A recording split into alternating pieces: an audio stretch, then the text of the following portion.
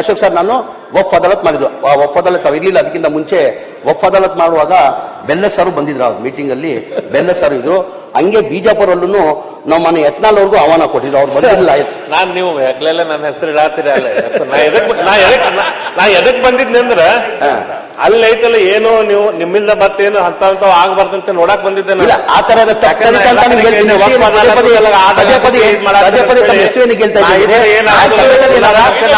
ಅಂತ ನಾನು ಹೇಳ್ತಾರೆ.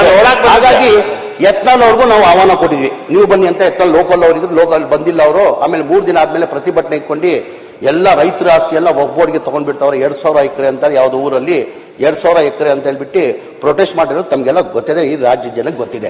ಆಮೇಲೆ DC ಅವರೇ ಹೇಳಿಕೆ ಕೊಟ್ಟರು, ವಿಡಿಯೋ ಮುಖಾಂತರ DC ಅವರು ಹೇಳಿಕೆ ಕೊಟ್ಟರು. ಯತ್ನಾಳ್ ಅವ್ರು ಏನು ಆರೋಪ ಮಾಡ್ತಾವ್ರೆ ಆ ತರ 2,000 ಎಕರೆ ಯಾವುದಿಲ್ಲ, ಬರೇ ವಫ್ ಆಸ್ತಿ ಇರೋದು, ಅಲ್ಲಿ 11 ಎಕರೆನೇ ಇದೆ ಅಂತ ಅವ್ರು DC ಅವರೇನೆ ವಿಡಿಯೋ ಮುಖಾಂತರ ಅವ್ರಿಗೆ ವಿಡಿಯೋ ಮುಖಾಂತರ ಹೇಳಿದ್ದಾರೆ. ಅಲ್ಲಿ ಗೊಂದಲ ಸೃಷ್ಟಿ ಆಯ್ತು. ಇದು ಪದ್ಧತಿ ಇವತ್ತಿಂದ ಇಲ್ಲ, ಈ ವಫ್ ಅದಾಲತ್ ಮಾಡ್ಕೊಂಡು ಬರ್ತಾ ಇರೋದು, ಈ ನೋಟಿಸ್ಗಳು ಕೊಡ್ತಾ ಇರೋದು ಪದ್ಧತಿ ಇವತ್ತಿಂದ ಇಲ್ಲ, ಬಹಳ ಹಿಂದಿನ ಬರ್ತಾ ಇರೋದು. ಏನೋ 60-70 ವರ್ಷದಿಂದನೂ ಈ ಪದ್ಧತಿ ಎಲ್ಲಾ ಸರ್ಕಾರದಲ್ಲಿ, ಜನತಾದಳ ಸರ್ಕಾರಲ್ಲೂ ನೋಟಿಸ್ ಕೊಟ್ಟಿದ್ದೀವಿ, ಕಾಂಗ್ರೆಸ್ ಸರ್ಕಾರಲ್ಲೂ ನೋಟಿಸ್ ಕೊಟ್ಟಿದ್ದೀವಿ, ಬಿಜೆಪಿ ಸರ್ಕಾರಲ್ಲೂ ನೋಟಿಸ್ ಕೊಟ್ಟಿದ್ದೀವಿ. ಈಗ ಬಿಜೆಪಿ ಸರ್ಕಾರ ಇರುವಾಗ 2008 ಹಿಡ್ಕೊಂಡು 2013ವರೆಗೂ 1100 ನೋಟಿಸ್ ಕೊಟ್ಟು ಖಾತಾಗಳು ಮಾಡಿದ್ದಾರೆ ಬಿಜೆಪಿದಲ್ಲಿ. ಎಷ್ಟು 2008 ಹಿಡ್ಕೊಂಡು 2013ವರೆಗೂ 1100 ನೋಟಿಸ್ ಕೊಟ್ಟಿದ್ದಾರೆ. ಅದಾದ್ಮೇಲೆ 2019 ಹಿಡ್ಕೊಂಡು 2023ವರೆಗೂ 4,567 ನೋಟಿಸ್ಗಳಿಗೆ ಕೊಟ್ಟಿದ್ದಾರೆ. ಒಟ್ಟಾಗಿ ಬಿಜೆಪಿ ಸರ್ಕಾರ ಇರುವಾಗ 5,667 ನೋಟಿಸ್ಗಳು ಬಿಜೆಪಿ ಸರ್ಕಾರ ಕೊಟ್ಟಿದ್ದಾರೆ. ಕಾಂಗ್ರೆಸ್ ಸರ್ಕಾರದಲ್ಲಿ 2013 ಹಿಡ್ಕೊಂಡು 2018ವರೆಗೂ 3,286 ನೋಟಿಸ್ಗಳು 86 ನೋಟಿಸ್ಗಳು. ಈ ಪದ್ಧತಿ ಯಾರಿಗೆ ನೋಟಿಸ್ಗಳು ಬಿಜೆಪಿ ಇದ್ದಾಗ ಕೊಟ್ಟಿರೋದು ಹೇಳ್ತಾ ಬಿಜೆಪಿ ಸರ್ಕಾರ ಕೊಟ್ರಿ. ನೀವು ಮಾಡಿದ ಕಾನೂನಿಂದ ಹೇಳ್ತೀನಿ, ನೀವಿಲ್ಲ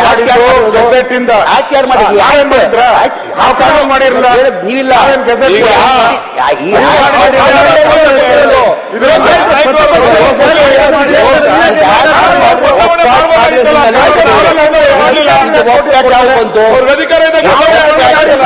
ಬಿಫೋರ್ ಇಂಡಿಪೆಂಡೆನ್ಸ್ ಅಲ್ಲಿ 1930 ವಫ್ ಆಕ್ಟ್ ಬಂತು.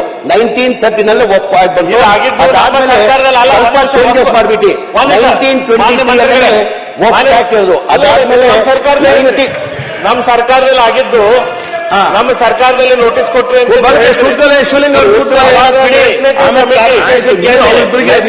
ಕಮಿಟಿಯಿಂದ ಆಗಿದ್ದು, ಸರ್ಕಾರದಿಂದ ಆಗಿದ್ದಲ್ಲ. ಲೆಜಿಸ್ಲೇಟಿವ್ ಕಮಿಟಿಯಲ್ಲಿ ಕರೆದು ನಿಮ್ಮ ಸರ್ಕಾರದಲ್ಲಿ ಮುಖ್ಯಮಂತ್ರಿಗಳ ಇನ್ಸ್ಟ್ರಕ್ಷನ್ ಮೇಲೆ ನಾ ಮಾಡ್ತಾ ಇದ್ದೇನೆ ಅಂತ ನೀವು ಜಮೀನು ಬದಲಾವಣೆ ಆಗ್ತಾ ಇದೆ ನಿಮ್ಮ ಸರ್ಕಾರದಲ್ಲಿ. ನಮ್ಮ ಸರ್ಕಾರದಲ್ಲಿ ಹಂಗಾಗಿದ್ದಿಲ್ಲ. ಉತ್ತರ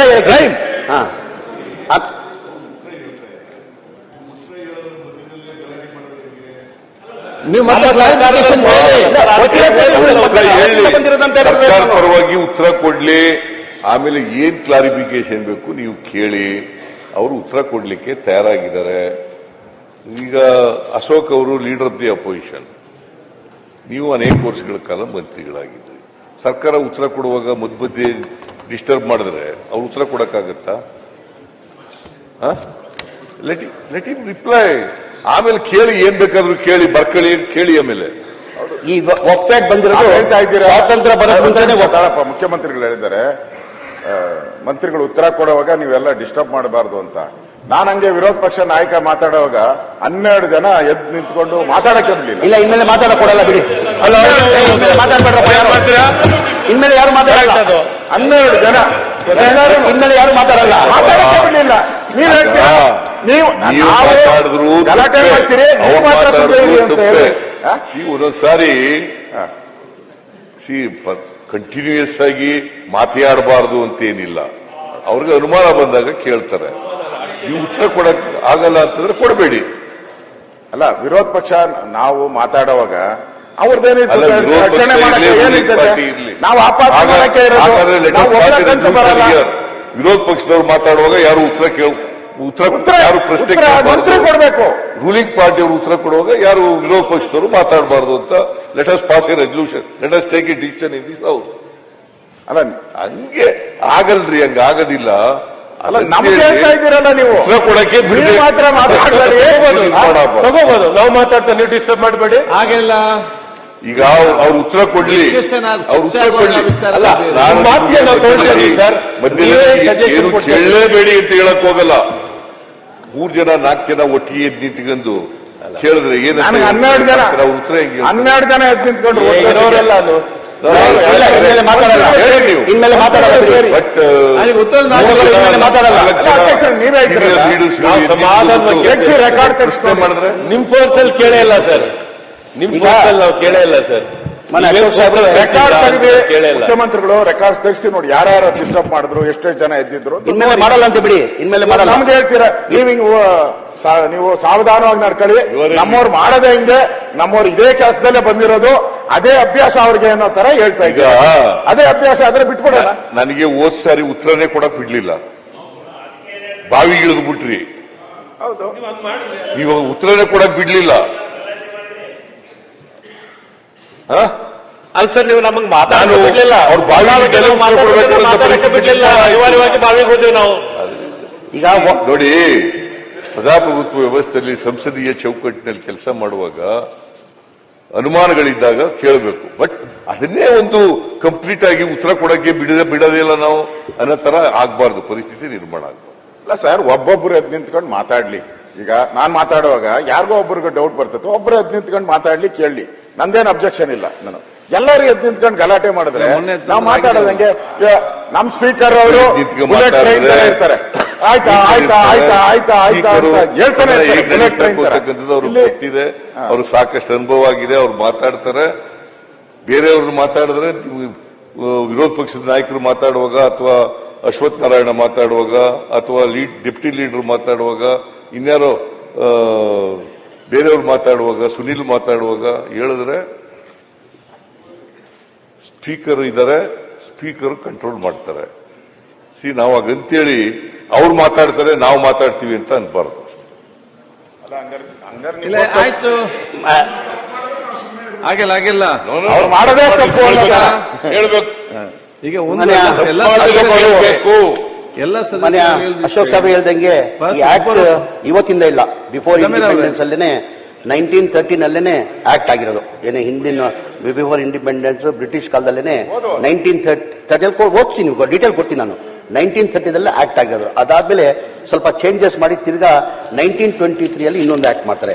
ಅದಾದ್ಮೇಲೆ ಆಫ್ಟರ್ ಇಂಡಿಪೆಂಡೆನ್ಸ್ ಅಲ್ಲಿ 1954 ಅಲ್ಲಿ ವಫ್ ಅಮೆಂಡ್ಮೆಂಟ್ ಆಕ್ಟ್ ಮಾಡ್ತಾರೆ. ಆ ಹಿನ್ನೆಲೆಯಲ್ಲೇ ನಾವೆಲ್ಲ, ನೀವು ಹೇಳಿದ್ರಿ, ಈ ಆಕ್ಟ್ ನೀವು ಮಾಡಿದ್ದಕ್ಕೋಸ್ಕರನೇ ನಾವೆಲ್ಲ ನೋಟಿಸ್ ಸರ್ವ್ ಮಾಡಿರೋದು. ಅದೇ ಕೆಲಸ ನಾನು ನೋಟಿಸ್ ಸರ್ವ್ ಮಾಡಿರೋದು ಅಂತ ತಮ್ಮ ಗಮನಕ್ಕೆ ತರ್ತೀವಿ.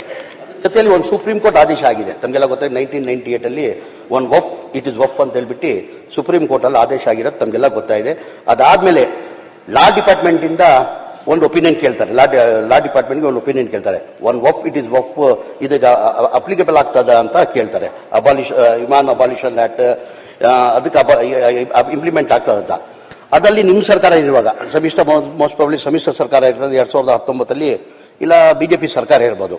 ಅದ್ರಲ್ಲಿ ಲಾ ಡಿಪಾರ್ಟ್ಮೆಂಟ್ ಅವರು ಹೇಳ್ತಾರೆ ಇದಕ್ಕೆ ಅಪ್ಲಿಕ ಆಗಲ್ಲ ಅಂತ ಹೇಳ್ತಾರೆ ಒಪಿನಿಯನ್ಗೆ. ಅದಾದ್ಮೇಲೆ ತಿರ್ಗಾ ಒಂದು ಸುಪ್ರೀಂ ಕೋರ್ಟ್ 2017 ಸುಪ್ರೀಂ ಕೋರ್ಟ್ ಅಲ್ಲಿ ಮೋಹನ್ ಶಾಂತಗಳು ಒಂದು ಜಡ್ಜ್ಮೆಂಟ್ ಕೊಡ್ತಾರೆ ಸುಪ್ರೀಂ ಕೋರ್ಟ್ ಅಲ್ಲಿ. ಏನಂತ ಕೊಡ್ತಾರೆ, once it is a notify it is final as per judgement, any dispute about the property they can approach civil court. ಏನಾರು ಹಂಗಿದೆ ಸಿವಿಲ್ ಕೋರ್ಟ್ ಹೋಗಕ್ಕೆ ಅವಕಾಶ ಇದೆ ಅಂತ ಸುಪ್ರೀಂ ಕೋರ್ಟ್ ಜಡ್ಜ್ಮೆಂಟ್ ಇದು. ಸುಪ್ರೀಂ ಕೋರ್ಟ್ ಅವರು ಜಡ್ಜ್ಮೆಂಟ್ ಕೊಡ್ತಾರೆ.